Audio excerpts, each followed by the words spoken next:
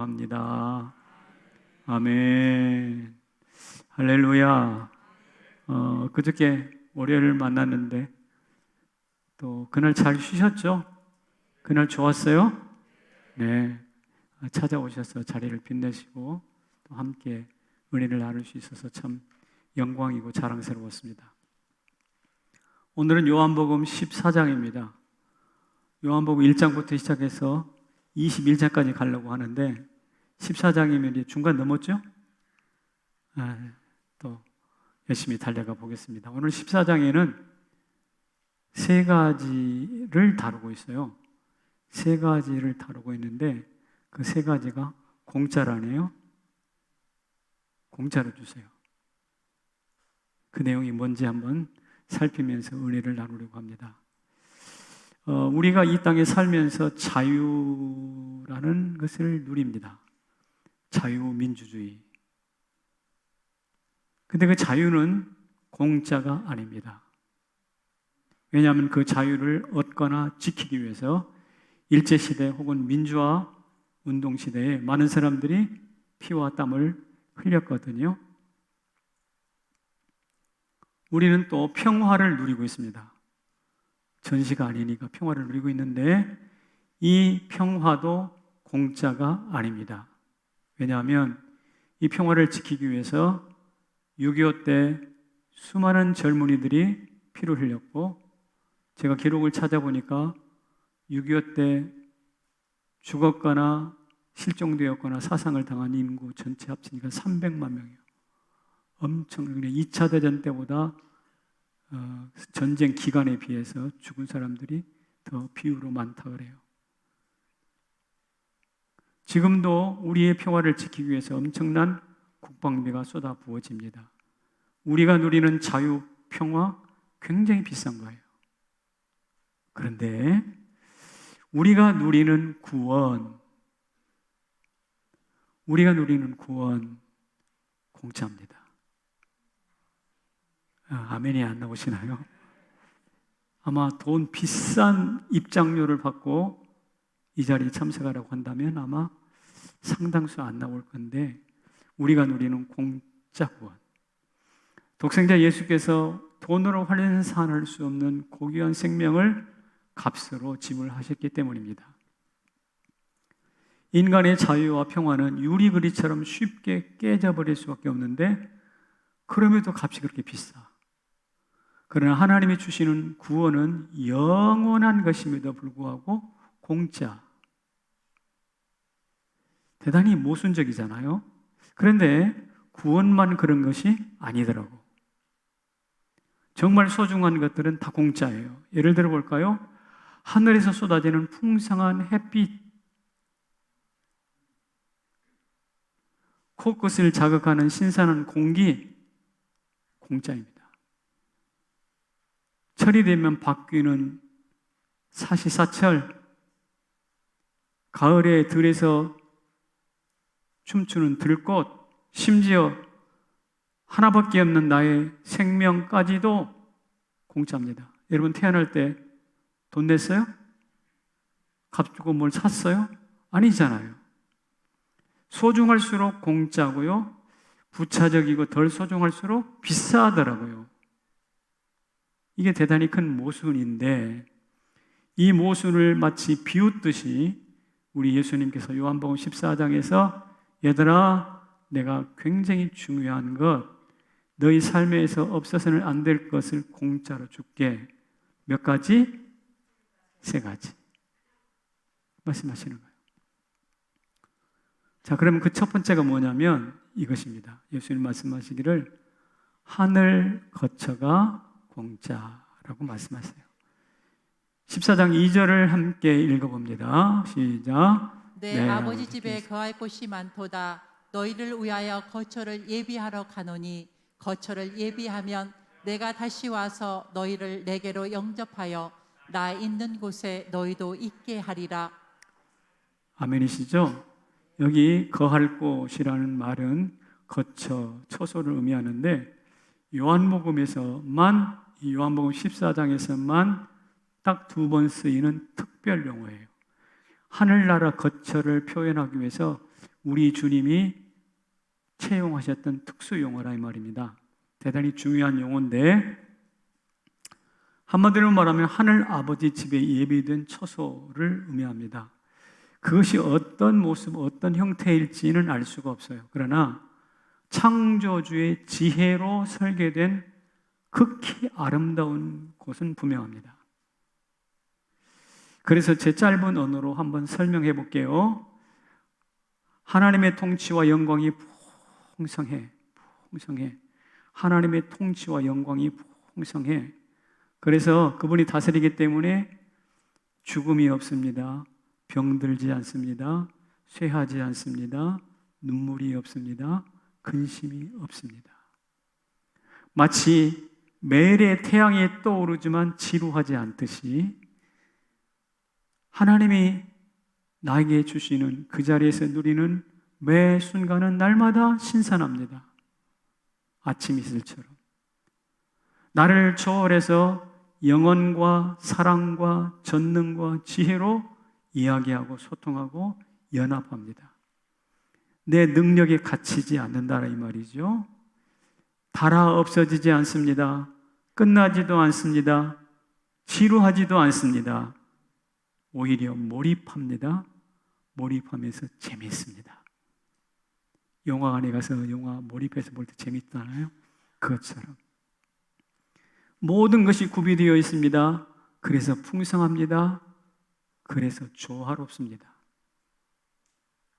지극한 완벽으로, 극치의 완벽함으로 하나님이 주신 것을 누리는 것이 아니라 하나님 자신을 누립니다.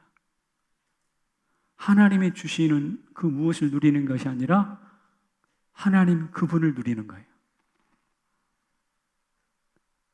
최고. 그런데 그게 공짜래요. 공짜래요. 네, 아멘 안 하셔도 되나요? 그 최고의 것을 주시는데 그게 공짜래요. 하지만 요사이 하늘이라는 용어는 별로 관심이 없습니다. 인기가 없습니다. 대신 과학이 종교가 되어버렸기 때문에 우주라는 말이 더 인기가 있어요. 우주가 하늘이라는 말을 대신하고 있는데 그래서 사람들은 우주선을 쏘아 올립니다. 그리고 망원경으로 천체망원경으로 하늘을 살핍니다. 그리고 그 하늘을 정박하려고 애를 씁니다. 그러나 현대인들이 관심 있는 우주는 오늘 본문이 말하는 처소도 아니고 하늘도 아닙니다. 그런데 이렇게 하늘에 관심이 없던 인간들이 나이가 들면 조금 관심이 달라져요. 나이가 들면. 저처럼 병이 조금 찾아왔으면 더 관심이 많아져요. 왜냐? 가야 하니까. 왜? 가야 할 거거든. 스펄전 목사가 설교 중에 이런 이야기를 했어요. 자기 교회에 놀기 좋아하는 어느 남자가 있었어요. 노는 데가 막 열심히 쫓아다니는 사람이에요. 그런데 그분의 아버님이 세상을 떠났어요. 세상 떠날 때 장례식을 하니까 하늘 이야기 할 거 아니에요. 그런데도 하늘이란 단어가 귓등으로 들어와. 하늘에 여전히 관심이 없어. 우리 아버지 돌아가셨구나, 슬프구나, 뭐 이 정도?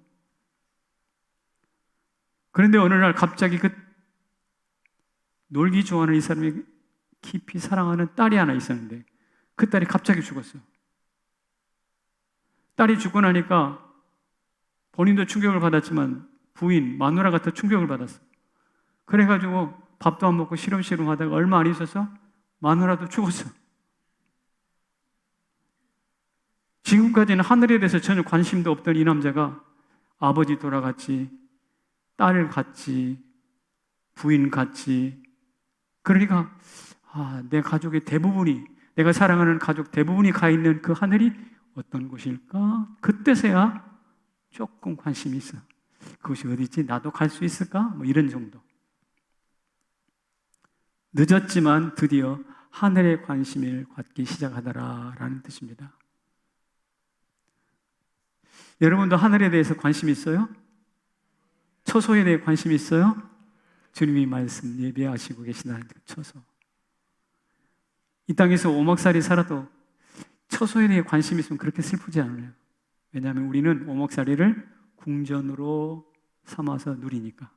근데 어떤 사람은, 하늘이 없는 사람은 궁전에 살아도 오목살이가 돼버리거든. 축복합니다. 하늘 처소를 그리워하시기 바랍니다. 그러면 내 오목살이가 궁전이 되는데요. 왜 그런가 하면 바울은 그 하늘에 대해서 이렇게 설명해 놨어요. 한번 읽어봅시다. 시작. 함께 일으키사 그리스도 안에서 함께 하늘에 앉히시니. 자, 저 말은 무슨 말이냐면 우리가 오늘 성도가 앉아 있는 곳이 어디라고요? 어디라고요? 하늘이래요. 하늘. 여러분들이 앉아 있는 곳은 성남시 중원구 중앙동 10번지에 앉아 있지 않고 여러분이 앉아 있는 곳이 어디라고요? 하늘이래요. 왜냐하면 나는 53kg 165짜리 몽땅한 육체 속에 갇혀있는 존재가 아니기 때문에 그렇습니다. 지금도 나는 순간 우주 끝에 가 있을 수 있어요. 왜냐하면 내 생각으로 그곳이 가면 되니까. 순간 가장 미세한 것을 확인하고 찾아올 수가 있어요. 그러니 내 영은 아주 자유롭게 세초부터 세말까지 우주의 미세부터 광대함에 이르기까지 종횡무진 다니면서 확인하고 누릴 수 있거든. 그렇기 때문에 오늘 특별히 우리는 예수 안에 있거든.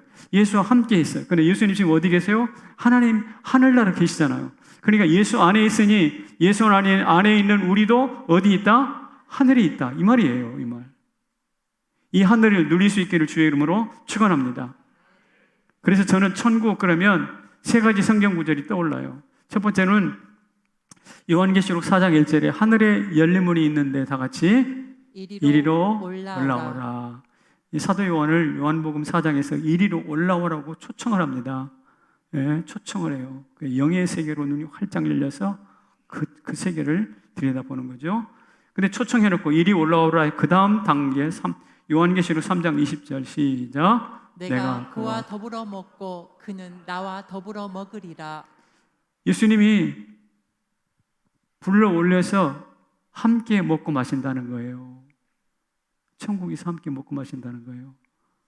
그 다음에 어떻게 될까? 누가복음 시작. 우리가 여기 있는 것이 좋사오니 초막 셋을 쥐때. 이거 변호사 이야기 아니에요? 그렇죠? 그러니까 이 세 구절을 한번 연결시켜 보자고. 이리로 올라오라 초청해서 그분과 함께 먹고 마시는 거룩한 잔치가 있어요. 너무 좋은 거야. 그래서 주여 여기가 좋사오니, 매 순간마다 여기가 좋사오니, 여기가 좋사오니. 이 세 가지 성경 구절이 우리가 영으로 육체로 장차 누리게 될 하나님의 처소에 누리게 될 지복인 줄로 믿습니다. 그래서 예수 안에서 함께 하늘을 현재로 경험하는 거예요. 미래가 아니라 현재로 경험하는 거예요. 이것을 아는 사람은 아까 우리 찬송가에 그랬잖아요. 내 영혼이 은총 입어 찬송하다가 3절에 가보면 뭐라고 하죠? 다 같이 시작. 높은 산이 거친 들이 초막이나 궁궐이나 내 주 예수 모신 곳이 그 어디나 하늘나라. 이런 내 현주소가 하늘이라고 생각하는 사람은 비록 오두막에 살아도 궁궐 하늘나라로 살고, 이것을 알지 못하는 사람은 정말 비싼 고급 아파트에 살아도 비참하게 살아. 싸우고 불평하면서. 축복합니다. 성남제일교회 성도 여러분, 하늘을 현재로 누리시기를 바랍니다. 그런데 하늘을 현재로 누렸던 사람들이 있어요. 볼까요? 저 출애굽기 24장에 있는 말씀인데요. 한번 읽어보겠습니다. 시작. 이스라엘 장로 70인이 올라가서 이스라엘의 하나님을 보니 그의 발 아래에는 청옥을 편듯하고 하늘같이 청명하더라. 존귀한 자들에게 손을 대지 아니하셨고 하나님을 뵙고 먹고 마셨더라. 이스라엘 백성들이 시내산 밑에 있었습니다. 그리고 70 장로들을 시내산으로 불러 올렸습니다. 대표자들을. 그리고 70 장로들을 하나님이 만나 주셨습니다. 그리고 모세에게 시내산에 율법을 주셨어요. 그 장면인데 거기에 보세요. 장로들이 70명 올라가서 이스라엘 하나님을 만나 뵈었는데 그들은 시내산에 발을 디디고 섰지만 그 발 아래는 무엇을 폈다? 청옥을 편 듯하고 그들이 바라보았던 하늘, 땅이 하늘같이 뭐했다? 청명했다. 그러니까 땅에 섰는데 하늘에 섰는지 땅에 섰는지 분간이 아닌가. 청명해 청옥을 편 듯해. 그런데 거기서 하나님을 뵙고 먹고 마셨어. 하나님이 그들을 죽이지 않았어. 손대지 않았더라. 그러니 이스라엘 백성들이 시내산에 올라가서 율법을 받아 내리면서 높은 산이 거친 들이 초막이나 궁궐이나 아니 광야에 살아도 내 하나님 모신 그곳이 그 어디나 하늘나라라고 고백하게 되었어요. 이게 이스라엘 백성들 70 장로들이 누리는 복입니다. 이것이 몇몇 장로님들만이 아니라 우리 모두의 이야기가 되기를 주님의 이름으로 축복합니다. 이게 바로 하늘을 현재로 사는 것이에요. 바로 이것을 누리게 하시겠다라는 겁니다. 그것도 공짜로. 두 번째로 공짜로 주시는 것이 무엇이냐면 기도 응답이에요. 요한복음 14장 13절 같이 읽습니다. 시작. 내 이름으로 무엇을 구하든지 내가 행하리니 이는 아버지로 하여금 영광을 받으시게 하려 함이라. 무엇을 구하든지 행하시겠다. 시행하리라. 옛날 성경에 그렇게 되어 있어요. 하나님이 우리가 말하는 대로 구하는 대로 시행한대. 여러분, 주인이 말하고 종이 그것을 그대로 시행하잖아요. 근데 우리가 기도하면 마치 예수님이 우리 종이 되는 것처럼 우리의 기도를 그대로 시행하신대요. 원래 우리는 그분은 우리 주님이십니다. 우리가 그분의 종이잖아요. 그런데 기도할 때만 이게 바뀌어. 언제 바뀌어? 기도할 때 바뀌어. 우리가 하나님 주시옵소서 그러면 주님께서 마치 우리 종이나 된 것처럼 우리가 구하는 대로 시행하시겠다는 거거든. 그것도 돈 받고 하는 게 아니라 공짜로. 예수님이 조금 있으면 십자가에 못 박혀서 돌아가십니다. 제자들의 곁을 떠나는 것이죠. 예수 부재 상황이 온다 이 말입니다. 예수 부재 상황이 와요. 바로 그렇지. 그런데 걱정하지 마라. 나는 떠날 터이지만 내가 대안을 준비했어. 뭐냐? 기도해라. 이런 뜻입니다. 여기서 우리는 두 가지를 발견할 수 있는데 첫째는 예수님 이름에 있는 강력한 힘. 예수님의 이름 안에 엄청난 힘이 있거든요. 지금껏 누구도 예수 이름으로 기도한 적이 없어요. 그런데 이제 예수님이 말씀하시는 거예요. 얘들아, 이제 내 이름을 사용해서 기도해라. 내가 몸은 너희와 함께 할 수는 없지만 내 이름은 너희와 함께 해. 그러므로 너희는 내 이름을 사용해서 내 이름으로 이제부터 기도해 라고 말씀하시는 것인데 이 이야기를 들을 때 제자들은 생각나는 게 하나 있어요. 방송실 모니터 스피커 좀 조금 낮춰주세요. 생각나는 게 하나 있는데 무엇인가 하면 예수님이 예루살렘 성에 들어갈 때 나귀를 타셨잖아요. 근데 나귀를 구해올 때 뭐라고 그랬냐면 너희는 가서 주가 쓰시겠다 하라. 그랬겠잖아요. 그러니까 나귀 주인한테 가서 나귀를 몰고 오는데 왜 가져가는 거야? 주님께서 쓰시겠다는데요. 그랬더니 아무 소리 빨리 가져가 그러는 거예요. 나귀를 몰고 오면서 생각했을 거예요. 도대체 예수의 이름이 어떤 이름인데 그 이름만 되니까 이렇게 되지? 라는 생각을 했겠잖아요. 그러니까 제자들은 이미 예수님의 이름 안에 있는 능력과 권위를 한번 맛봤거든. 그런데 오늘 예수 부재 현상을 앞에 두고 예수님이 특별히 말씀하시네요. 얘들아, 내가 너희 곁을 떠나는 부재의 상황이 올 텐데 그때 몸은 떠나도 내 이름은 떠나지 않고 너희와 함께 할 거야. 그러므로 내 이름을 사용하거라. 내 이름 안에 있는 강력한 힘을 꺼내 쓰거라. 이런 뜻입니다. 든든하죠? 부자 아버지가 우리 은행 카드 하나 딱 만들어가지고 맘대로 써. 기분 좋죠? 필요한 데는 맘대로 써. 이런 거예요. 그런데 말입니다. 이 기도의 응답은 우리한테 그렇게 유익이 되지만 또 한 가지, 하나님께 영광이 됩니다. 하나님 영광을 위해서 헌금하는 것도 좋고 헌신하는 것도 좋지만 오늘 우리가 기도 응답 받아서 간증할 때 세상 앞에 하나님의 영광이 높이 드러나거든. 그러므로 여러분, 우리가 기도해서 많이 응답 받으시기를 바랍니다. 응답 받으신 다음에 자랑하지 말고 영광을 돌리세요. 세상 사람들은 자랑할 수 있는데 믿음 없는 사람이나 그러죠. 믿음이 있는 사람은 하나님께 영광을 돌리는 거예요. 나는 미천한데, 나는 가진 것이 없는데 나를 구원하신 하나님께서 내 기도를 이렇게 응답하셨습니다 라고 자랑하시기를 바랍니다. 이게 하나님께 영광을 돌리는 것인데요, 그러면 세상 사람들이 부러워서 입을 다무지 못할 거예요. 그래서 우리는 이제 예수의 이름으로 기도하라고 그랬으니 예수의 이름을 마치 카드 쓰듯이 마음 놓고 당당하게 팍팍 씁시다. 한번 우리 저를 따라서 할까요?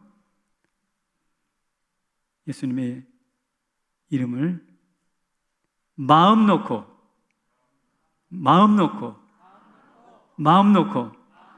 당당하게 팍팍 쓰십시오. 이게 예수님이 지금 하시는 말씀의 핵심이에요.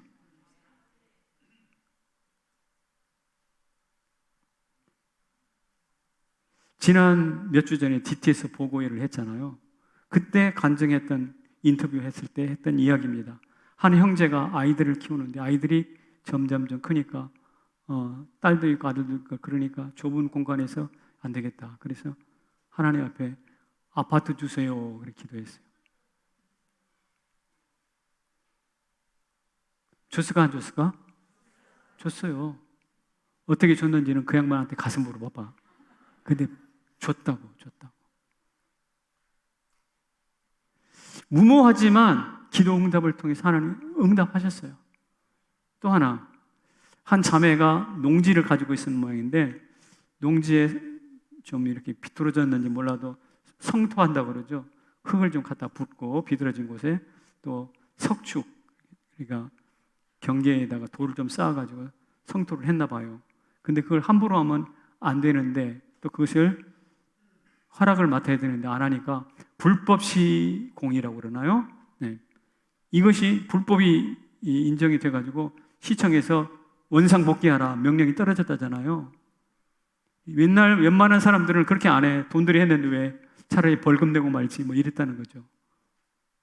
근데 이분이 묵묵히 그것을 원상복귀하는 공사를 했대. 그랬더니 그것을 보고 시청에서 나와가지고 참 감동적인 거야. 한 번도 그런 적이 없어. 시청의 명령대로 수행한 사람이 한 사람도 없네. 이분들이 감동을 받아가지고 그것을 정식으로 허가를 받아서 할 수 있도록 길을 열어줬어요.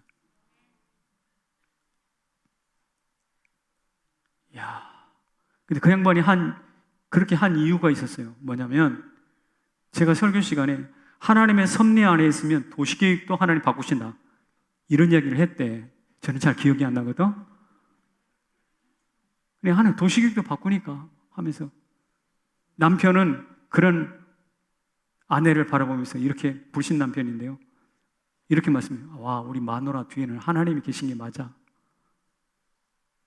여러분, 이런 이야기들이 무엇을 의미합니까? 기도의 위력을 말해주고 있어요. 우리 몸은 약하지만 기도하는 성도는 결코 약하지 않습니다. 믿으시는가요? 예, 한 자매가 딸을 유학 보내려고, 중학생 딸을 하나 유학 보내려고 준비를 했는데, 그때가 지금도 그렇지만 코로나로 미국의 유학의 문도 막히고 모든 비자를 안 내줄 때라고. 안 내줄 때요. 미국 여행 가는 것조차도 힘들 때인데 비자를 신청했어요. 나왔을까 안 나왔을까? 나왔지. 나왔어요. 그래서 지금 뉴욕 동부에서 공부 잘하고 있어요. 여러분, 이런 DTS의 이야기가 훈련받는 사람들에게만 특별히 주어지는 게 아니라 예수의 이름을 사용하는 모든 사람들에게 나타날 줄로 믿습니다. 마음껏 당당하게 팍팍 예수의 이름을 사용하는 성도들에게, 우리에게 나타날 줄로 믿습니다. 세 번째는요, 보혜사 성령이 공짜예요. 첫 번째는 거처가 공짜고, 두 번째는 기도응답이 공짜고, 세 번째는 보혜사 성령이 공짜예요. 이거는 내가 지어낸 이야기가 아니라 요한복음 14장 이야기란 말입니다.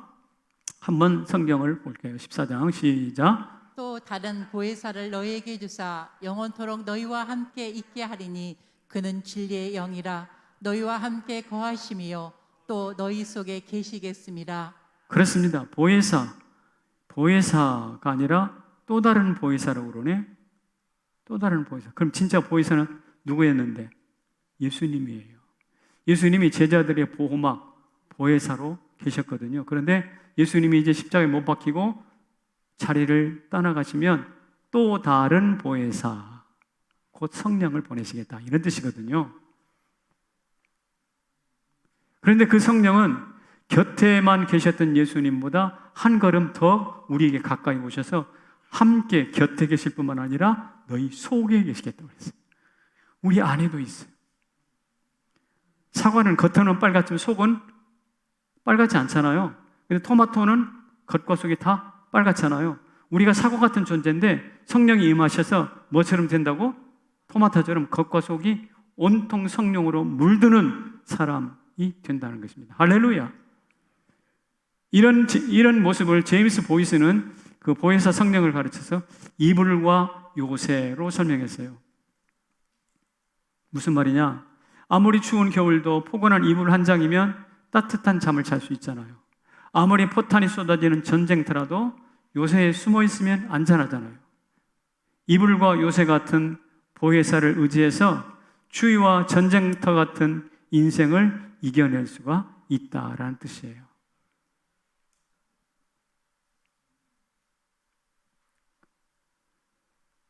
자, 지금까지 제가 세 가지 공짜를 이야기했어요. 하늘에 함께할 거처, 두 번째는 기도의 응답, 세 번째로는 보혜사 성령.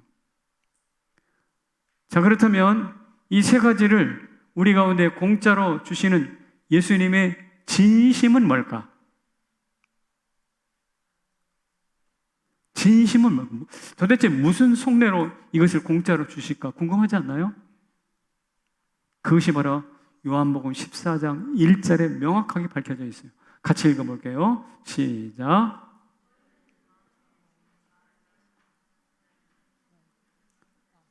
네, 시작. 너희는 마음에 근심하지 말라. 하나님을 믿으니 또 나를 믿으라. 근심하지 말라고 그래요. 근심하지 말라. 근심이라는 것은 타라소, 휘젓다라는 뜻이거든요. 근심이 마음을 휘젓도록 방치를 해버리면 마치 꾸정물을 가만히 놔뒀을 때는 잔잔한 것 같아도 휘저으면 밑에 가라앉아 있는 깍두기, 김치 깍두기 같은 거 다 올라오잖아요. 냄새 나잖아요. 그것과 똑같다는 거예요. 온갖 걱정거리가 떠올라. 이게 바로 근심. 그러니까 근심은 잔잔한 마음을 휘젓는 것이 휘젓는 것. 생각해 보세요. 세상 풍파가 끊임없이 몰려치죠. 내 안에는 나무에 보면 견물생심, 욕심이 발동하죠. 사단이 우리 잔잔한 마음에 돌을 던지듯이 파문을 일으켜서 우리 마음에 막 분노를 일으키죠. 세상의 풍파와 내 안의 욕심과 사단에 던져 일으키는 파문이 함께 작동을 하면 내 인생 뿌리채 흔들리게 돼 있거든. 그래서 근심이 우리의 체질이 돼요. 중독이 돼요. 근심이 없으면 오히려 허전해질 수 있어요. 며칠 전에 아시다시피 광장 페스티벌이 있었는데 페스티벌 열기 전에 비가 온다고 일기예보가 있었습니다. 오래전에는 그날 주일날 또 월요일날 쨍쨍하고 햇빛이 난다고 그렇게 일기예보가 됐었는데 어느 날 갑자기 비 올 확률 60% 얼마였어요? 예, 네이버 예보를 보면 비 올 확률이 주일날 저녁부터 60%야.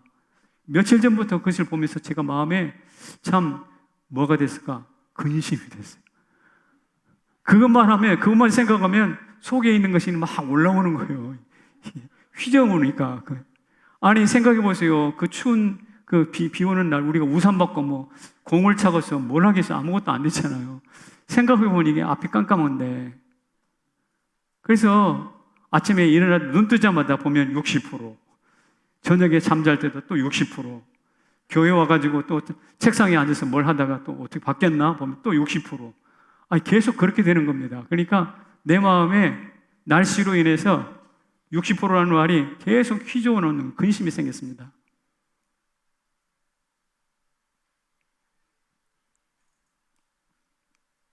그런데 바로 그 근심이 있을 때 우리 주님께서 대책을 마련하시는데 그게 바로 뭐냐면 믿으라예요. 믿으라. 하나님을 믿으니 또한 나를 믿으라라는 거죠.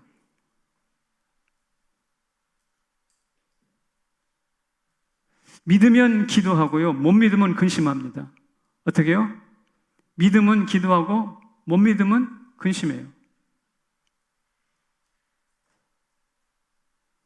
하늘 쳐서도 공짜로 주셨고 기도 응답도 공짜로 주셨고 보혜사 성령도 공짜로 주셨으니까 어떻게? 믿으라는 거예요.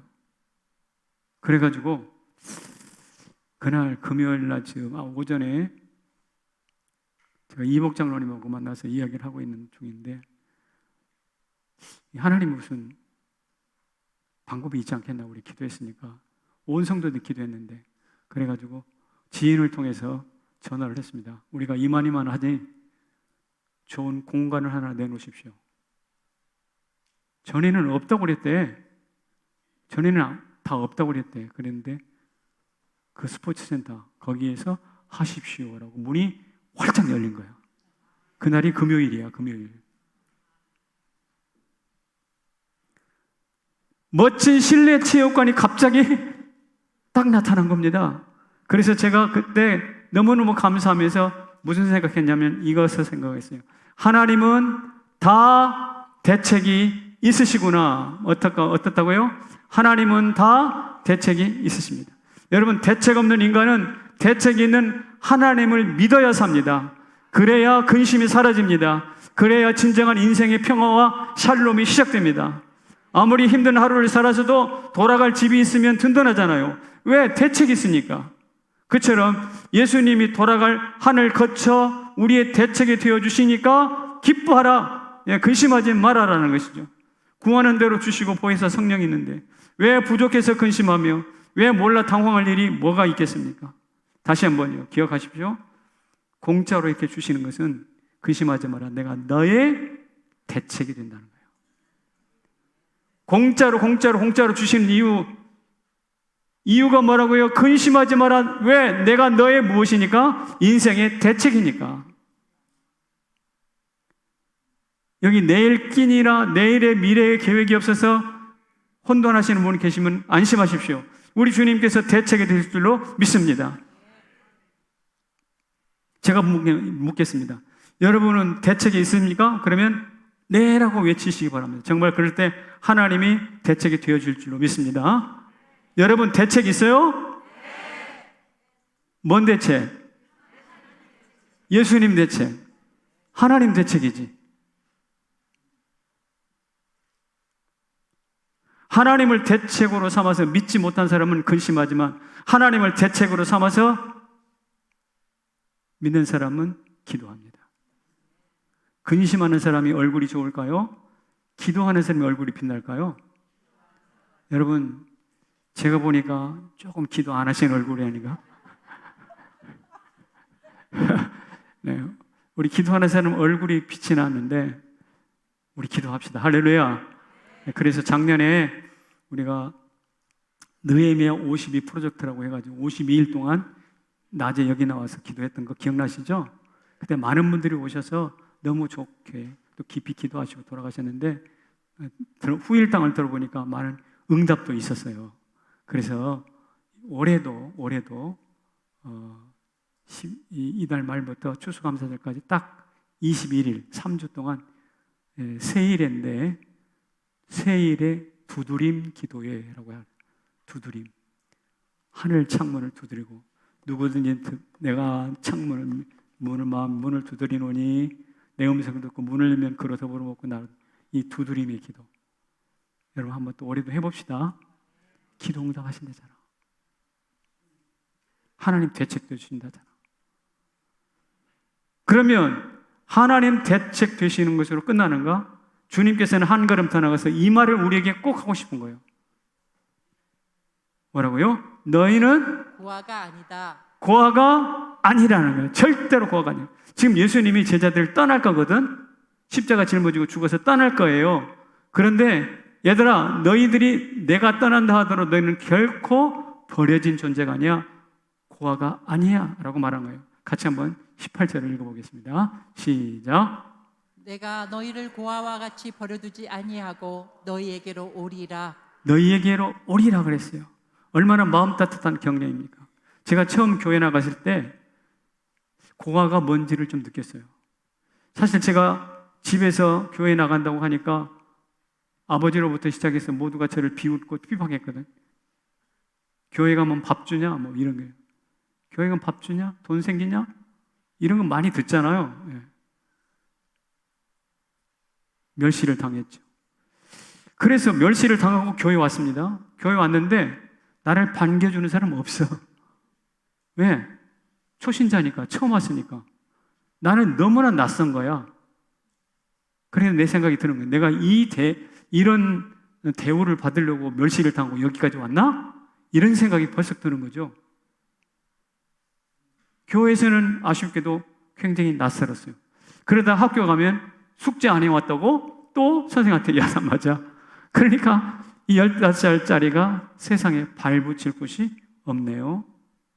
그런데 어느 날 그렇게 꾸역꾸역 다니던 교회 설교를 들었는데 그때 들었던 말씀이 내가 너희를 고아와 같이 내어버리지 않으리라. 바로 이 말씀이 귀에 쏙 들어왔어요. 그래서 나를 버려두지 않는다고? 나는 고아가 아니라고? 그러면서 제가 예수님께 더 깊이 매달렸던 것 같아요. 하나님, 저는 고아가 아니죠. 저희 아버지가 되어주십시오. 그러니까 아버지라는 말이 새롭게 느껴지더라고요. 아버지라는 말이 지금도 좋아요, 저는. 그래서 아버지 그러면서 다녔는데 제 아버지가 그 소리가 듣기가 좋았지 않았나 봐요. 어느 날 아버지가 야, 너는 나 말고 아버지가 또 있냐? 너네 아버지는 집에 있는데 넌 어디 가서 아버지를 찾아? 교회 가서 아버지를 찾아? 교회 아버지 있어? 이렇게 나를 비웃으시는 거예요. 그래서 제가 뭐라고 답변했는지요? 명답을 했습니다. 그러면 하나님 아저씨라고 부를까요? 하나님 아저씨라고 부를까요? 그리고 또 한 가지. 제가 친구 집에 가면 친구 아버지한테 아버지라고 부릅니다. 그것도 이상합니까? 그것도 잘못됐습니까? 그건 맞지. 그런데 그분보다 더 높으신 하나님을 향하여 아버지라고 부르는데 뭐가 잘못됐냐? 그 이후로는 나를 비웃지 못하시더라고요. 그리고 교회가 내 아버지라는 말을 들어보니 내 아버지 집이라는 말을 들으니까 마음이 너무 푸근해졌어요. 그래서 그 이후부터 고아의식이 사라져요. 여러분 묻습니다. 성남제일교회는 교회입니까? 집입니까? 누구 집입니까? 하나님 집? 아직도 설교를 잘 못 들었어요. 다시 물어볼게요. 성남제일교회는 아니 아직 안 물었어요. 성남제일교회는 집입니까? 교회입니까? 집이야. 그러면 누구의 집? 내 집이지. 내 집이라고 대답하지 못하는 사람은 하나님을 아버지라고 부르는데 주저하는 사람이라니까. 하나님의 내 아버지가 분명하면 이 집은, 주님 계신 이 집은 내 집일 줄로 믿습니다. 그러니까 우리는 여기 와서 텃세를 하면 안 되지만 주인의식은 가져야 되는 거예요. 할렐루야. 왜 우리에게 공짜로 주셨잖아요. 공짜로 주셨잖아요. 그래서 저는 지금도 형편이 어려우면 나도 모르게 이렇게 한숨을 쉽니다. 아버지, 아버지. 지난번에도 비올 확률 60% 할 때도 아버지, 또 아버지. 그랬더니 그게 해답이 나오냐. 대책이 되잖아요. 할렐루야. 왜? 그분이 나의 누구기 때문에. 아버지니까. 세상에 거처를 공짜로, 기도를 공짜로, 보혜사 성령님을 공짜로 주시는 분은 오직 하나님 한 분밖에 없음을 믿으십시오. 그런데 그 하나님이 바로 누구라고? 우리의 아버지 되심을 믿습니다. 그러므로 그분은 우리의 아버지시고 우리 인생의 대책이 되어주십니다. 하나님은 누구십니까? 아버지입니다. 여러분은 대책이 있습니까? 대책이 있습니다. 왜? 우리 아버지가 나의 대책이시니까. 이 확신 흔들리지 마시고 이 말씀 굳건히 붙잡고 코로나 이후 더 강한 교회 되시기를 주의 이름으로 축원합니다. 자리에서 일어나실까요?